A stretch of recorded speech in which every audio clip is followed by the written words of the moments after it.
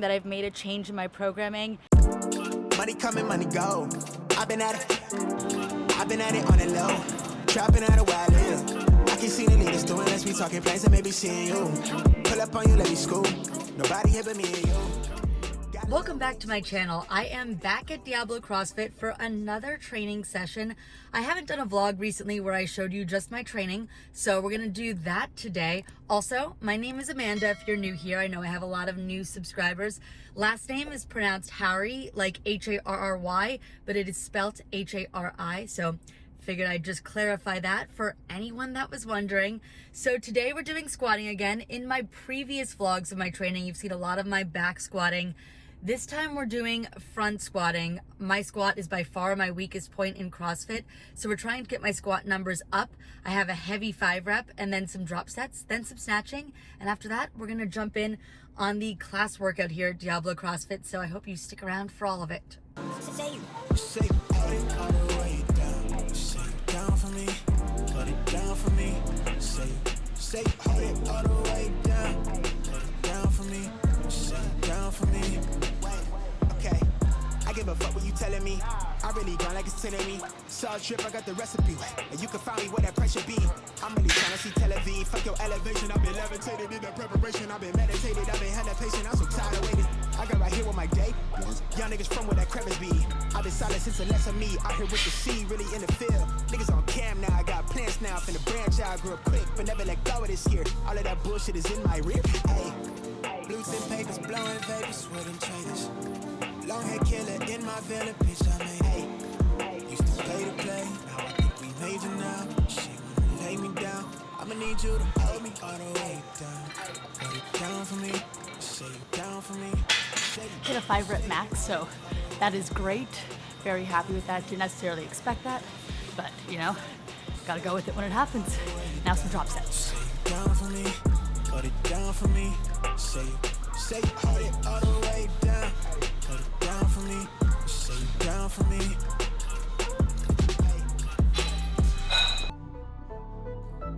Life is what you make it. I feel like amazing. I can't see a way out. I've been stacking face down off canvases I painted. I just spent the rain day on drip I can't afford, but that's the price I pay for the memories I'm making. I've been going places. I've been shaking hands for a chance to really make it. This life is so abrasive, so I almost gave it. All this shit I'm laying and it's only the Love snatching, best lift.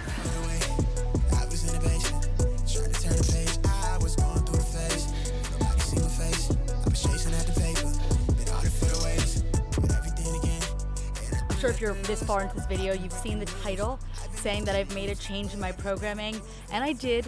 It's minor, but I wanted to talk a little bit about it. My coach is still Alessandra Pichelli. Well, she does all my accessory, weightlifting, just the stuff in addition to the workouts.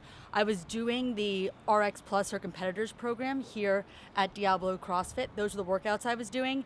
But those workouts a lot of the time are very different from our class workouts. While I'm still doing a bunch of those workouts, I talked to Sandra a little bit about adding in some more class workouts. I like the community of the class. We do have a group of competitor athletes who get together in the evenings and work out together, but I work 3 to 11 at a TV station in San Francisco, so that's just not really a possibility for me to be with those people. And I was doing all the workouts alone, and I was starting to feel a little bit lonely and wanted the push of other people. It doesn't matter what level these people are at. They could be their first day of CrossFit. Just having someone else next to you makes you feel like you have a little push. So I really wanted that again. So we're mixing in class workouts now 2 to 3 times a week. Before it was just once, sometimes twice. So we're adding in another class workout so I can have that feeling, that community feeling, that reason we all joined CrossFit, that reason we all went to our first box is, well, the reason we stayed there was for the community. Like, we all wanted the workout, but then the community and working out with other people is what really added to it. So I wanted to have that feeling again, and that's why I'm about to go jump into class. This class has a tendency to get here early, so I threw my weight belt over the pull-up bar I wanted so that no one else could take it.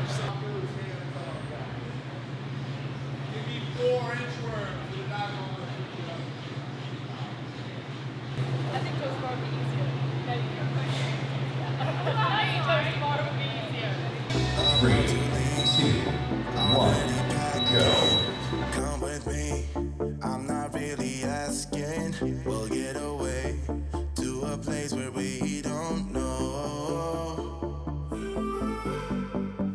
About to see the world in action, what we can be, life with no distractions. We'll get away, this is what we waited for.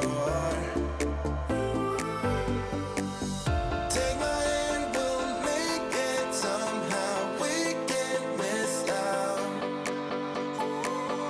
I'm done living life with the lights out. Die with my own doubts.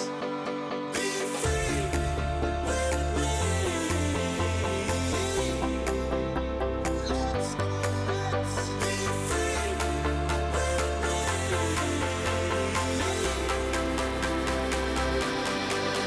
Be free.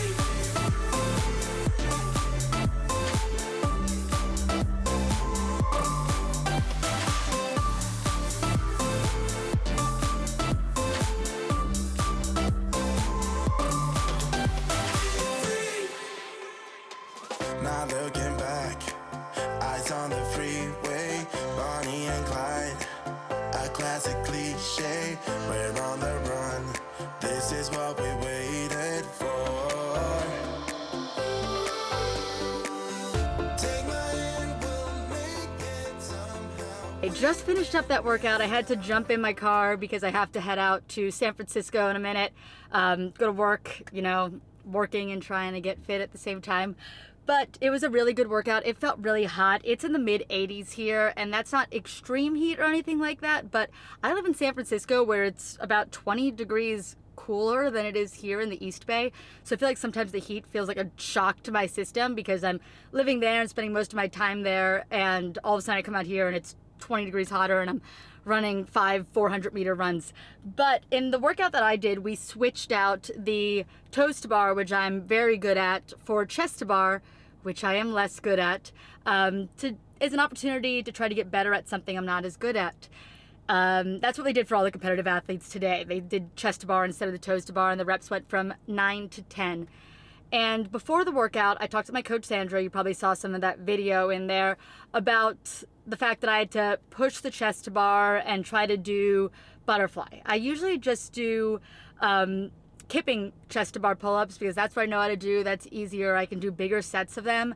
But if I'm going to get chest to bar butterfly, I'm going to have to push it and do more of them. So I did do some of them in the workout. She told me if I had to switch to kipping, which I did in the workout, but overall I did pretty well. I finished in 16:37, so I was happy with that. And I talked about going back to the class, and it's interesting to go into the class setting because I may think like when I'm by myself that I'm going so slow and I'm behind everybody, and then you get into a class setting and I'm doing more reps of a more difficult movement, and I still am not like last or anywhere near last. I'm finishing ahead of a lot of people. So it is interesting for perspective to be in that environment too, as well as for the push. After the workout, Sandra sat down with me again and we talked, and she was saying that it's easy to get in like a headspace of knowing how you used to be in a movement and thinking that's how you're going to be now. Like when I first started doing chest to bar pull-ups years ago, I could do only one. I couldn't string any together for maybe a year or two. And that's kind of the headspace you get stuck in. Like that's going to be the issue today. And it wasn't. But like as we get better at movements, as we work together, we've only been working together since May of this year and it's July. So it's only been about a little over 2 months now. As I get better at movements, I'm going to have to push things and take risks in training because this is just training. It's not, a competition. So this is where I have to push things. And going back to what I talked about earlier, getting more classwork in, that's also something you have to build with your coach and learn how to talk to them and tell them what you need. So like she knows that I need sometimes these conversations where we talk about the fact that I shouldn't underestimate myself. And I'm able to tell her that I need more class time. And that's how you build a good relationship with a coach. Well, she's not doing all of my programming. She's only doing some things, like supplementing it. I kind of explained that earlier. We do the RX Plus competitors program at my gym, plus some stuff. I'm able to talk to her and get feedback, and I give her feedback of what I need. And I think that's really important in any relationship. I'm just a regular athlete. I'm not like a games competitor or anything like that. And neither are a lot of people watching this video, but you can still have a coach. Don't think that because you're not going to the CrossFit Games, you can't benefit from coaching. If you want to coach, no matter at what level you are, you should be able to find a coach who understands that and wants to help you get to whatever level you want to get to. And then you have to feel comfortable giving feedback back and forth, like me saying that I needed more class time. That's something that you need to be able to express to your coach so that you both can be most successful in your roles. Anyway, if you're not subscribed, make sure you subscribe to my channel because I'm going to the CrossFit Games. I'm going to have a ton of content there, and I want to bring that to as many people as possible. So if you subscribe, you'll be able to see that in a couple of weeks. I appreciate you all for watching, and I'll see you in the next one.